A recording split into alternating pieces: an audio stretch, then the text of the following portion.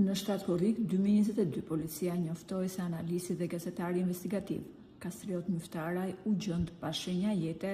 te trotuari poshtë shtëpisë së tij. Ajo që policia konstatoi në vend ngjarje ishte se dera e shtëpisë së gazetarit ka qenë e hapur dhe gjurmët e një personi të tretë që nuk jetonte në atë shtëpi janë konstatuar nga hetimi. Personi i fundit që ka parë gazetari Kastriot Myftaraj para se të ndërronte jetë ka qenë një miku i tij, i cili dikur ka punuar në Shik dhe i është afruar Kastriotit duke i thënë se do i ofronte një projekt bashkëpunimi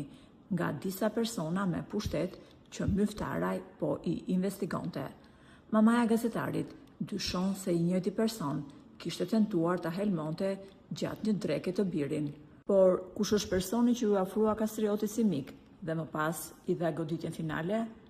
Ai njihet me pseudonimin Bashkim Përmeti, i përdorur para viteve 1990, kur ai ishte oficer sigurimi në ushtri,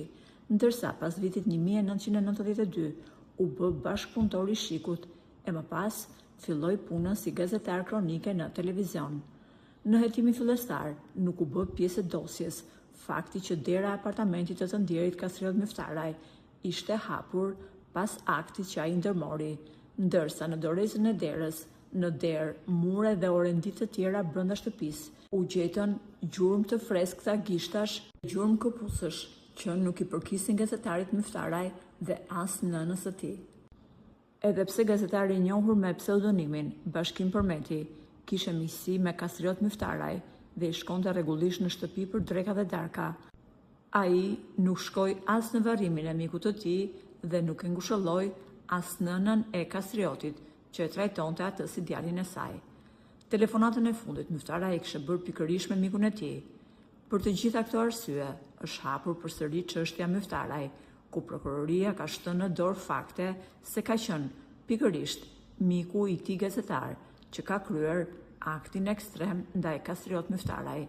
Edhe pse personi që dyshohet se ka kryer këtë ngjarje del pothuajse çdo ditë në ekranin e televizionit, burime pranë prokurorisë deklarojnë se së shpejti